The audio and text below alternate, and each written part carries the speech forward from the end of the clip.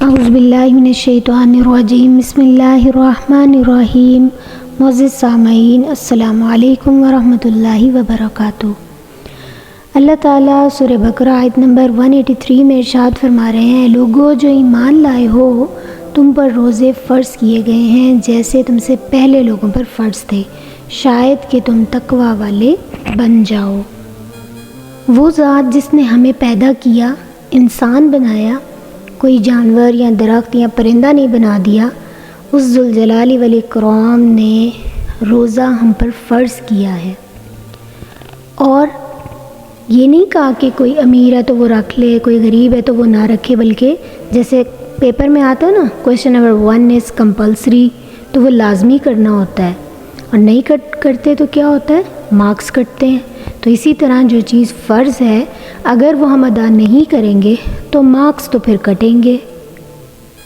لیکن ساتھ ہی اللہ تعالیٰ نے یہ رعایت بھی دے دی کہ اگر کوئی بیمار ہے یا سفر پر ہے تو وہ بعد میں روزہ رکھ لے، اور اگر ایسا ہے کہ بعد میں بھی روزہ نہیں رکھ سکتا تو پھر کیا ہے کہ وہ فدیہ دے دے۔ اب بیمار کے لیے جو ہے وہ یہ نہیں کہ بس سر میں درد ہو رہا ہے تو نہیں، مطلب بیمار ایسا کہ بھئی اس کی بیماری بڑھ سکتی ہو، اور سفر جس طرح کے 1400 سال پہلے تھے اس طرح کے سفر اب نہیں ہے، تو اگر کوئی آسانی سے روزہ سفر میں رکھ سکتا ہے تو یہ بہت اچھی بات ہے کہ رمضان میں ہی روزہ جو ہے وہ رکھا جائے۔ اب اللہ تعالیٰ نے یہ بات ارشاد فرمائی کہ یا ایھا الذین آمنوا، اے لوگو جو ایمان لائے ہو تم پر روزے فرض کیے گئے۔ اللہ تعالیٰ نے یا ایھا الناس نہیں کہا، یعنی روزہ رکھیں گے وہی جو لوگ ایمان والے ہیں۔ اور ساتھ ہی اللہ تعالیٰ آیت میں اس کا مقصد بتا رہے ہیں کہ روزہ جو ہے وہ رکھنے کا مقصد کیا ہے، شاید کہ تم تقوی والے بن جاؤ۔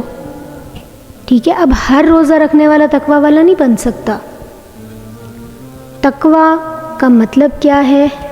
تقوی کا مطلب پرہیزگاری، گناہوں سے بچنا، اللہ تعالیٰ سے ڈرنا، اور اللہ کو حاضر ناظر ماننا۔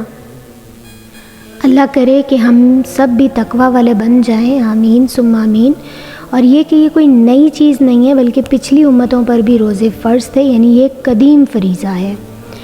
آپ صلی اللہ علیہ وسلم نے ارشاد فرمایا، بہت سے روزے دار ایسے ہیں جنہیں بھوک پیاس کے سوا کچھ حاصل نہیں ہوتا، اور رات میں جو عبادت کرتے ہیں وہ اس میں بھی رت جگہ کے سوا انہیں جو ہے وہ کچھ نصیب نہیں ہوتا۔ بھئی سحری کر کے کئی لوگ جو ہیں وہ سحری کرنے کے بعد سوتے ہیں، سارا دن سوئے رہتے ہیں، اور پھر ہائے ہائے کر کے روزہ رکھنا، اور اپنا وقت جو ہے وہ ٹی وی، فلمز اور موبائل پہ اپنا سارا جو ہے وہ دن گزارنا یا روزہ گزارنا، تو یہ کیا ہے؟ یہ اللہ کو حاضر ناظر ماننا نہیں ہے۔ حضرت ابو ہریرہ رضی اللہ تعالیٰ عنہ سے مروی روایت، رسول صلی اللہ علیہ وسلم نے فرمایا، جو شخص روزہ رکھ کر جھوٹ بولنا اور اس پر عمل کرنا ترک نہ کرے تو اللہ تعالیٰ کو اس بات کی کوئی حاجت نہیں کہ وہ کھانا پینا چھوڑ دے۔ اور یہ بخاری کی روایت ہے۔ ابو ہریرہ رضی اللہ تعالیٰ عنہ سے ہی ایک اور روایت مروی ہے کہ آپ صلی اللہ علیہ وسلم نے فرمایا، روزہ ڈھال ہے، لہٰذا جب کوئی روزہ رکھے تو وہ فحش بات نہ کرے، بیہودہ پن نہ دکھائے۔ اگر کوئی دوسرا شخص روزے دار سے گالی گلوچ کرے یا جھگڑے تو روزے دار کہہ دے کہ میں روزے سے ہوں، اور یہ بھی بخاری کی روایت ہے۔ آپ صلی اللہ علیہ وسلم نے فرمایا، روزہ اور قرآن بندے کے لیے قیامت کے دن سفارش کریں گے۔ روزہ کہے گا، اے میرے رب، میں نے اسے دن میں کھانے اور پینے سے روکا تھا، اور قرآن کہے گا کہ میں نے اسے رات کے وقت سونے سے روکا تھا، تو آپ اس کے حق میں ہماری سفارش کو قبول فرمائیے۔ اور یہ مسند احمد کی روایت ہے۔ حدیث قدسی ہے کہ آپ صلی اللہ علیہ وسلم نے فرمایا کہ اللہ تعالیٰ فرماتے ہیں، روزہ میرے لیے ہے اور میں ہی اس کا اجر دوں گا۔ اب نماز، روزہ، زکوٰۃ، سب عبادت اللہ ہی کے لیے ہیں، تو اللہ تعالیٰ اس طرح سے کہنا ہے، روزہ میرے لیے ہے اور میں ہی اس کا اجر دوں گا۔ اب باقی عبادات جو ہے، نماز ہے، زکوٰۃ ہے، حج ہے، جہاد پہ جانا، یہ سب لوگوں کے سامنے بھی ہوتا ہے۔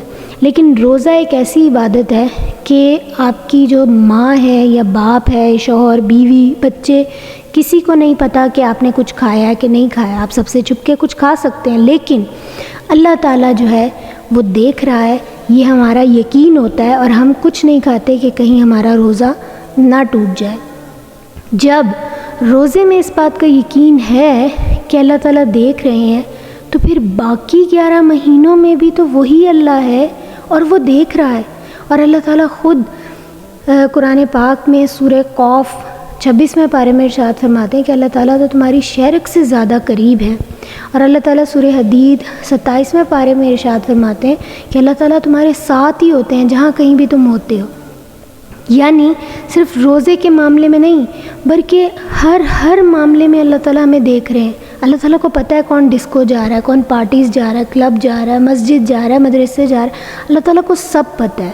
ہمارے معاملات، ہماری عبادات، ہماری اخلاقیات، ایمانیات، ہر چیز، ہر ہمارا معاملہ اللہ تعالیٰ کو پتہ ہے. غرض یہ کہ یہ ٹریننگ کا مہینہ ہے. ایک اچھا فوجی ہوتا ہے نا، وہ ٹریننگ لیتا ہے تو پھر وہ ساری زندگی فوجی رہتا ہے. وہ ایکسرسائز، ڈسپلن، رولز ہمیشہ فالو کرتا ہے. اسی طرح مومن بھی آخری سانس تک مومن ہی رہتا ہے اور وہ اللہ کا ہر حکم دل کی رضامندی سے مانتا ہے. یہ نہیں کہ صرف مومن رمضان میں مومن ہوتا ہے اور باقی جو ہے وہ اپنی مرضی کرتا پھرے. کبھی بھی کسی بھی معاملے میں خود کی مرضی یا دوسروں کی مرضی پر نہیں چلنا. اور یہی تقویٰ ہے، اللہ تعالیٰ کو حاضر ناظر ماننا. اور یہی ہماری ٹریننگ ہے. اگر ہم نے روزے سے یہ ٹریننگ حاصل کر لی کہ اللہ ہمیں ہر وقت دیکھ رہا ہے، ہر چیز دیکھ رہا ہے، تو ہمارے تمام معاملات درست ہو جائیں گے اور انشاءاللہ تعالیٰ اللہ تعالیٰ ہم سے راضی ہوں گے اور ہمیں اپنی خوبصورت جنت الفردوس عطا کریں گے. اللہ تعالیٰ سے دعا ہے کہ اللہ ہمیں توفیق دے کہ ہم تقویٰ والے بن جائیں. آمین.